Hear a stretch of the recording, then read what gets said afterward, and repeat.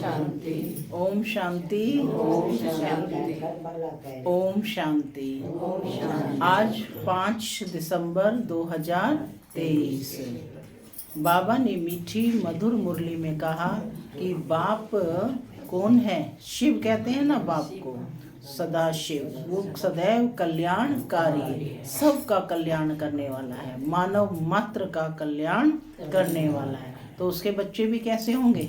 Master कल्याणकारी होंगे। तो बाबा कहते कि दुखों का कारण क्या है? देह अभिमान है, कल की मुरली में भी था। तो ये देह अभिमान हम छोड़ेंगे और देही अभिमानी यानी आत्म अभिमानी बनेंगे तो सबका कल्याण हो जाएगा। बाप की श्रीमती है, स्वयं को आत्मा समझ, मुझ परम आत्मा को याद करो। और बाबा कहते तुम बच्चे सदैव कैसे रहो? निश्चिंत रहो। तुमने किसका हाथ पकड़ा है?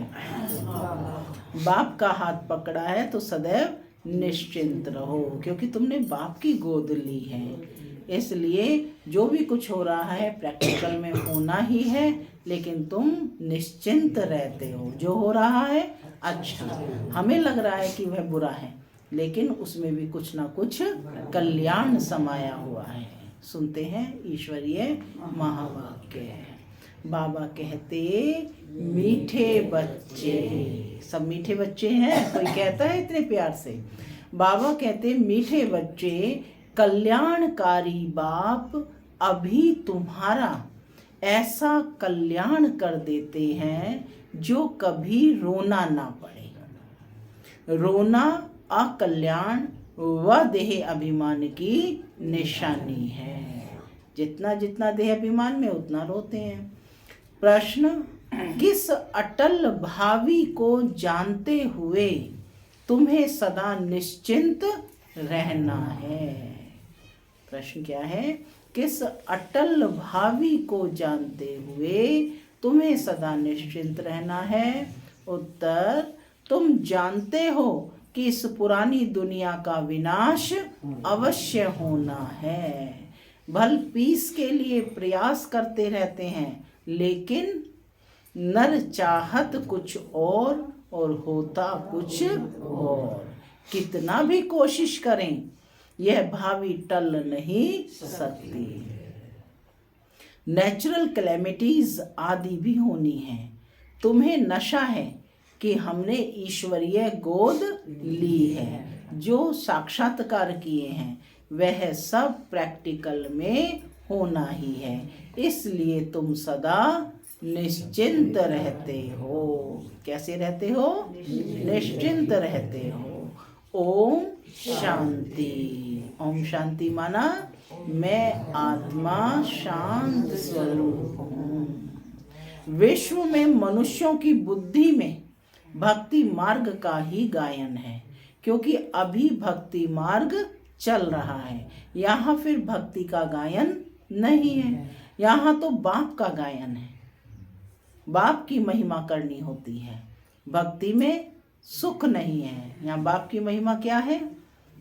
क्या है राजबाला बहन बाप की महिमा? ज्ञान का सागर है, सुख का सागर है, प्रेम का सागर है, शांति का सागर है, यानी कि हाँ, दुख हरता सुख करता है। बाबा कहते भक्ति में सुख नहीं, भक्ति में रहते हुए भी या तो स्वर्ग को करते हैं। मनुष्य मरते हैं तो कहते हैं स्वर्गवासी हुआ, तो खुश होना चाहिए ना। जबकि स्वर्ग में जन्म लेते तो फिर रोने की तो दरकार नहीं। वास्तव में यह सच्ची बात तो है नहीं कि स्वर्गवासी हुआ, इसलिए रोते रहते हैं। अब इन रोने वालों का कल्याण कैसे हो? माने स्वर्गवासी व स्वर्ग तो कोई गया नहीं। तो बाबा कहते हैं इन रोने वालों का कल्याण कैसे हो? रोना दुख की निशानी है। मनुष्य रोते तो है ना, बच्चे जन्मते हैं तो भी रोते हैं, क्योंकि दुख होता है। दुख नहीं होगा तो जरूर हर्षित रहेंगे। रोना तब आता है जब कोई ना कोई अकल्याण होता है। सतयुग में कभी अकल्याण नहीं होता, इसलिए वहां कभी रोते नहीं। अकल्याण की बात ही नहीं होती। यहाँ कभी कमाई में घाटा पड़ता है या कभी अन्न नहीं मिलता तो दुखी होते हैं, दुख में रोते हैं, भगवान को याद करते हैं कि आकर सभी का कल्याण करो, पुकारते हैं ना भगवान को। अगर सर्वव्यापी है तो किसको कहते हैं कल्याण करो? विचारणीय प्रश्न है ना कि अगर भगवान सर्वव्यापी है तो किसको कहते हैं कि कल्याण करो? परम पिता परमात्मा को सर्वव्यापी मानना ये बड़ी से बड़ी भूल है। बाप है सबका कल्याणकारी, वह एक ही है कल्याणकारी, तो जरूर सबका कल्याण करेंगे। तुम बच्चे जानते हो परम पिता परमात्मा हमेशा कल्याण ही करते हैं। अब वह परम पिता परमात्मा कब आए जो विश्व का कल्याण करे? विश्व का कल्याण करने वाला और तो कोई है नहीं। बाप को फिर सर्वव्यापी कह देते हैं, कितनी भारी भूल है। अभी बाप अपना परिचय देकर कहते हैं मन मना भव, अर्थात मन को मेरे में लगाओ, इसमें ही कल्याण है। सत्युग त्रेता में कोई भी हालत में अकल्याण होता नहीं। त्रेता में भी जबकि राम राज्य है तो वहाँ शेर बकरी इकट्ठे जल पीते हैं। हम राम सीता के राज्य की इतनी स्तुति नहीं करेंगे, स्तुति माना प्रशंसा नहीं करेंगे, क्योंकि दो कला कम हो जाने से कुछ ना कुछ सुख कम मिलता है। सतयुग में कितने कला संपन्न होते हैं तो वहाँ पर पूर्ण सुख होता है, वहाँ थोड़ा सा कम हो जाता है, क्योंकि त्रेता में दो कलाएं कम हो जाती हैं। हम तो पसंद करते हैं स्वर्ग। कहाँ जाना पसंद करोगे? स्वर्ग जो बाप स्थापन करते हैं, उसमें पूरा वर्षा पाए तो बहुत अच्छा है। ऊंचते ऊंच बाप से वर्षा ले, हम अपना कल्याण करें। हर एक को अपना अपना कल्याण करना है। कैसे करना है? श्रीमत पर। मुख्य बात बाप की श्रीमत पर चलना है। बाप ने समझाया है, एक है आसुरी संप्रदाय और दूसरा है दैवी संप्रदाय। अभी एक तरफ है रावण राज्य और दूसरी तरफ है दैवी संप्रदाय स्थापन कर रहा हूँ। बाप क्या कर रहे हैं? दैवी संप्रदाय स्थापन कर रहा हूँ। ऐसे नहीं कि अभी दैवी संप्रदाय है, आसुरी संप्रदाय को ही क्या बना रहे हैं? दैवी बना रहा हूँ। कहेंगे दैवी संप्रदाय तो सतयुग में होता है। बाप कहते हैं इस आसुरी संप्रदाय को दैवी संप्रदाय भविष्य के लिए बनाता हूँ। अभी है ब्राह्मण संप्रदाय, दैवी संप्रदाय बन रहा है। गुरु नानक ने भी कहा है, मनुष्य से देवता किए करत न लागी वार। परंतु कौन से मनुष्य हैं जिनको देवता बनाएंगे? है ना विचारनीय, मंथन करना है विचार सागर कि कौन से मनुष्य हैं जिनको देवता बनाएंगे। वह ड्रामा के आदि मध्य अंत को जानते नहीं। सृष्टि के आदि में जो श्री लक्ष्मी नारायण श्रेष्ठाचारी हैं, वह भी आदि मध्य अंत को नहीं जानते। वह भी त्रिकालदर्शी नहीं है। आगे जन्म में त्रिकालदर्शी थे। तो फिर त्रिकालदर्शी कौन है? कौन है त्रिकालदर्शी? कल का टाइटल भी था कि मैं आत्मा त्रिकालदर्शी। कौन है त्रिकालदर्शी? हम ब्राह्मण बच्चे ही त्रिकालदर्शी बनते। तो बाबा कहते कि जो लक्ष्मी नारायण श्रेष्ठाचारी हैं, वह भी आदि मध्य अंत को नहीं जानते, त्रिकालदर्शी नहीं हैं। आगे जन्म में त्रिकालदर्शी थे, स्वदर्शन चक्रधारी थे, तब यह राज्य पद पाया है। उन्होंने फिर स्वदर्शन चक्र दे दिया है विष्णु को। तो यह भी समझाना है कि स्वदर्शन चक्रधारी ब्राह्मण हैं तो मनुष्य आश्चर्य खाएंगे। कौन हो? स्वदर्शन चक्रधारी। स्व के दर्शन करने हैं इस सृष्टि रूपी चक्र में। वह तो श्री कृष्ण को भी कह देते हैं और विष्णु को भी कह देते हैं। यह तो जानते नहीं कि विष्णु के दो रूप। कौन से हैं दो रूप? लक्ष्मी और नारायण है। हम भी नहीं जानते थे, माने इस ज्ञान में आने से पहले हम आत्माएं भी नहीं जानते थे। मनुष्य तो हर बात में कह देते हैं कि भावी, जो होने वाला है उसको कोई टाल नहीं सकते, यह तो ड्रामा है। तो बाबा कहते पहले पहले बाप का परिचय दे या ड्रामा का राज समझाएं, क्या करें? सो भी बाबा की याद हो, पहले पहले बाप का परिचय देना चाहिए। बाप को तो सब याद करते हैं ना, तो सभी को कितने बाप हैं? लौकिक और पारलौकिक। तो पारलौकिक लौकिक बाप होते हुए भी सभी पारलौकिक बाप को याद करते हैं। तो बाबा कहते सेवा कैसे करनी है इसके लिए समझानी दे रही है कि पहले पहले बाप का परिचय दो। बेहद का बाबा शिव बाबा तो मशहूर है, रुद्र बाबा भी नहीं कहते, शिव बाबा नामी ग्रामी है। बाप ने समझाया है कि जहाँ जहाँ भक्ति है, भक्त हैं, उन्हों को जाकर समझाओ। क्या कहते हैं? जहाँ जहाँ मेरे भक्त हैं उन्हों को जाकर समझाओ। अखबार में पढ़ा था, मनुष्य कहते हैं कि हिमालय की इतनी मल्टी मिलियन एज है, अब हिमालय की कोई आयु होती है क्या? यह तो सदैव है ही, हिमालय कभी गुम होता है क्या? यह भारत भी अनादि है, कब रचा गया, इसकी एज नहीं निकाल सकते। वैसे हिमालय के लिए भी नहीं कह सकते कि यह कब से है। इस हिमालय पहाड़ की आयु गिनी नहीं जाती। ऐसे थोड़ी कहेंगे कि आकाश की व समुद्र की आयु इतनी है, हिमालय की आयु कहते हैं। तो समुद्र की भी बताएं, कुछ भी जानते नहीं है। यहाँ तो तुमको बाप से वर्षा पाना है। यह है ईश्वरीय फैमिली। किसमें बैठे हैं? ईश्वरीय फैमिली। तुम जानते हो बाप का बनने से स्वर्ग के मालिक बनते हैं। एक राजा जनक की बात नहीं, जीवन मुक्ति में अथवा राम राज्य में तो बहुत होंगे ना, सबको जीवन मुक्ति मिली होगी। तुम सेकंड में मुक्ति, जीवन मुक्ति पाने के पुरुषार्थी हो। किसके लिए पुरुषार्थ कर रहे हो? सेकंड में मुक्ति और जीवन मुक्ति दोनों ही सेकंड में मिलनी है, तो पुरुषार्थी हो। बच्चा बने हो, मम्मा बाबा कहते हो, जीवन मुक्ति तो मिलेगी ना। बाप के बच्चे बने, मम्मा बाबा कहा तो वर्षे के अधिकारी बन गए। समझ सकते हैं तो प्रजा तो ढेर की ढेर बनती जाती है। दिन प्रतिदिन प्रभाव तो निकलना है ना। यह धर्म की स्थापना करना बड़ी मेहनत है। क्या कहा बाबा ने? यह कौन से धर्म की? देवी आदि सनातन की स्थापना करना बड़ी मेहनत है। वह तो ऊपर से आकर स्थापन करते हैं, उनके पिछाड़ी ऊपर से आते जाते हैं। यहाँ तो एक एक को राज्य भाग्य पाने के लायक बनाना पड़ता है। लायक बनाना बाप का काम है।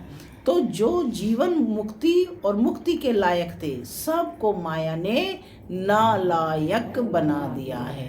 5 तत्व भी नालायक बने हैं, फिर लायक बनाने वाला बाप है।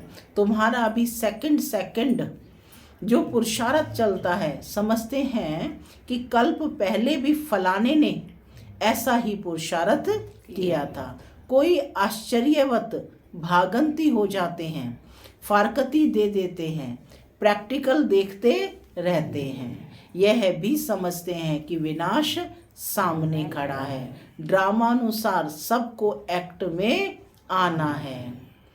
नर चाहत कुछ और होता कुछ और है। वह चाहते हैं पीस हो, पीस माना शांति हो, परंतु भावी को तुम बच्चे जानते हो।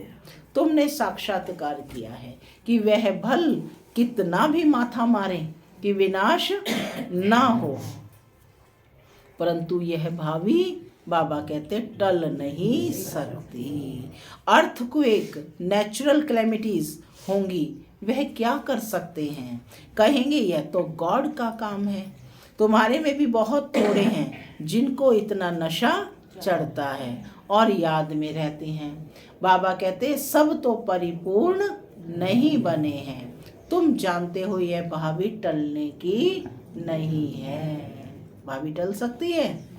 गाएंगे है ना कि भावी कभी टल नहीं सकती। अन्न नहीं है, मनुष्यों के रहने के लिए जगह नहीं है, 3 पैर पृथ्वी के भी नहीं मिलते, और तुम्हारा यह है ईश्वरीय परिवार। कौन कौन है इसमें? माता पिता और बच्चे। बाप कहते हैं मैं बच्चों के आगे ही प्रत्यक्ष होता हूँ। डायरेक्ट स्पीच है। क्या कहा बाबा ने?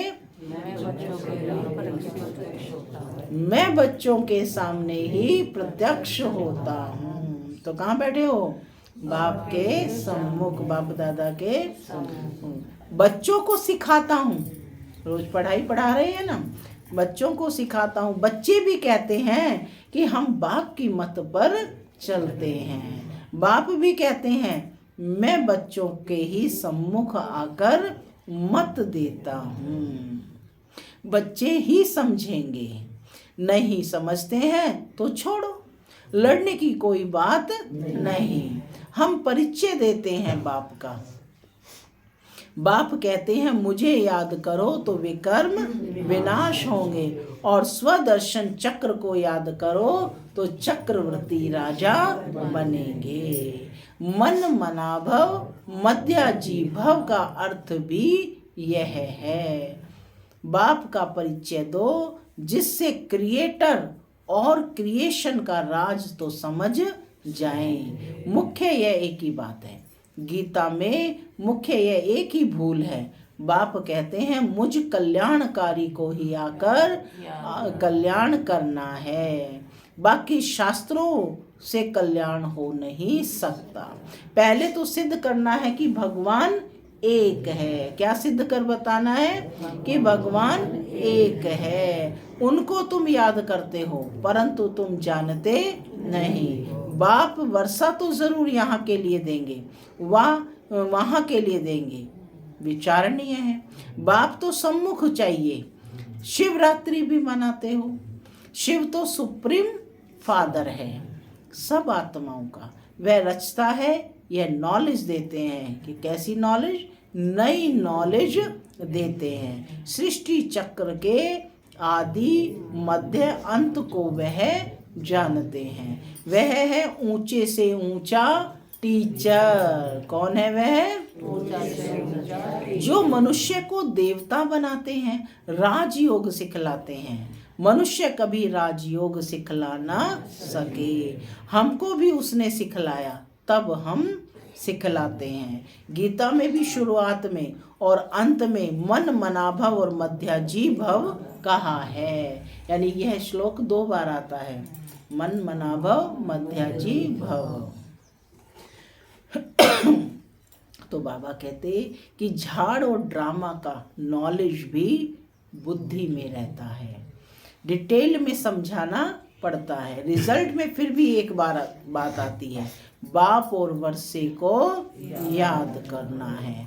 यहाँ तो एक ही बात है कि हम विश्व के मालिक बनेंगे।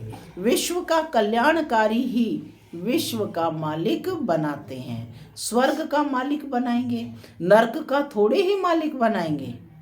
दुनिया यह नहीं जानती कि नरक का रचयिता रावण है और स्वर्ग का रचयिता बाप है। अब बाप कहते हैं कि मौत सामने खड़ा है, सबकी वानप्रस्थ अवस्था है, मैं लेने आया हूँ।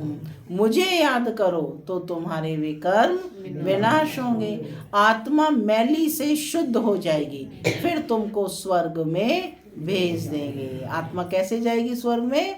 जब शुद्ध पवित्र अपने पूर्ण सतो प्रधान हो जाएगी। यह निश्चय बुद्धि से किसको समझाना है?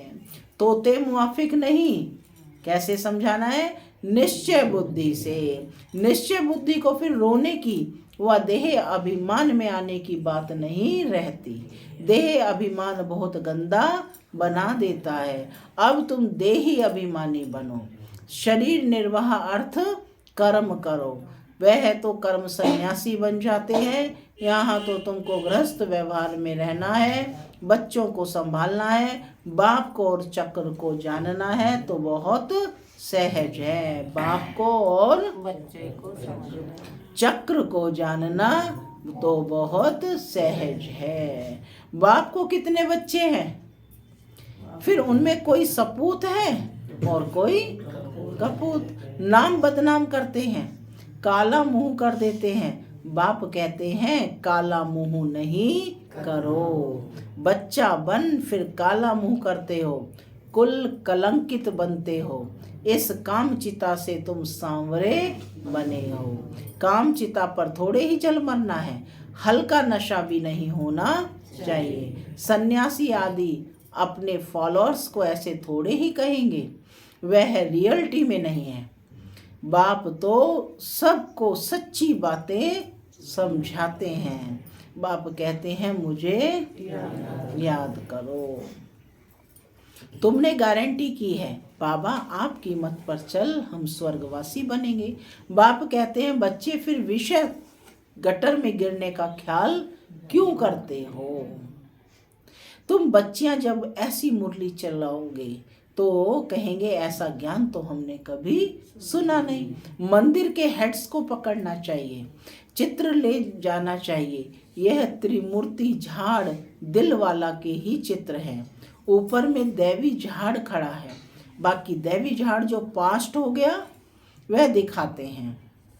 ऐसी सर्विस कोई करके दिखाए तब बाबा महिमा करें। इसने तो कमाल की है। जैसे बाबा रमेश की बहुत महिमा करते हैं। प्रदर्शनी विहंग मार्ग की सर्विस का नमूना अच्छा निकाला है। यहाँ भी प्रदर्शनी करेंगे, चित्र तो बहुत अच्छे हैं। अब देखो दिल्ली में जो रिलीजियस कॉन्फ्रेंस होती है वह भी कहते हैं वननेस हो, उसका तो अर्थ ही नहीं। बाप एक है, बाकी हैं भाई बहन। बाप से वर्षा मिलने की बात है, आपस में मिल छीरखंड कैसे होंगे, ये बातें बाबा कहते समझने की है। प्रदर्शनी की वृद्धि के लिए युक्ति रचनी है। तो रमेश भाई ने बहुत सारी युक्तियां रची, तब ये जो है प्रदर्शनी। सब जगह पहले क्या लगाई जाती थी? प्रदर्शनी, कि कैसे सर्विस विहंग मार्ग की सर्विस की जाए। तो बाबा कहते हैं प्रदर्शनी की वृद्धि के लिए युक्ति रचनी है। जो सर्विस का सबूत नहीं दिखाते उनको तो लज्जा आनी चाहिए। अगर 10 नए आए और 8-10 मर गए तो इसमें फायदा क्या हुआ? कोई फायदा हुआ? तो बाबा ने कहा कि सर्विस का सबूत देना है। अच्छा, मीठे मीठे सिक्के लधे बच्चों प्रति माता पिता दादा का याद प्यार और गुड मॉर्निंग। रूहानी बाप की रूहानी बच्चों को नमस्ते। हम रूहानी बच्चों की रूहानी माता पिता को याद प्यार, गुड मॉर्निंग और हंसते। धारणा के लिए मुख्य सार पहला, शरीर निर्वाह अर्थ काम करते देही अभिमानी रहने का अभ्यास करना है। किसी भी परिस्थिति में रोना या देह अभिमान में नहीं आना है। दूसरा, श्रीमत पर अपना और दूसरों का कल्याण करना है। सपूत बन बाप का नाम बाला करना है। वरदान, व्यर्थ संकल्पों को समर्थ में परिवर्तित कर सहज योगी बनने वाली समर्थ आत्मा भव। व्यर्थ संकल्पों को समर्थ में समर्पित कर सहज योगी बनने वाली कैसी आत्मा भव? समर्थ आत्मा। समर्थ माना शक्तिशाली आत्मा भव। कई बच्चे सोचते हैं कि मेरा पाठ तो इतना दिखाई नहीं देता, योग तो लगता नहीं, अशरीरी होते नहीं। ये है व्यर्थ संकल्प। इन संकल्पों को परिवर्तित कर समर्थ संकल्प करो कि याद तो मेरा स्वधर्म है, मैं ही कल्प कल्प का सहज योगी हूँ। कौन से समर्थ संकल्प? मैं योगी नहीं बनूंगा तो कौन बनेगा? कभी भी ऐसे नहीं सोचो कि क्या करूं, मेरा शरीर तो चल नहीं सकता, यह पुराना शरीर तो बेकार है। नहीं, वह के संकल्प करो, कमाल गाओ इस अंतिम शरीर की, तो समर्थी आ जाएगी। ओम शांति। स्लोगन है, शुभ भावनाओं की शक्ति दूसरों की व्यर्थ भावनाओं को भी परिवर्तन कर सकती है। शुभ भावनाओं की शक्ति दूसरों की व्यर्थ भावनाओं को भी परिवर्तित कर सकती है। ओम शांति।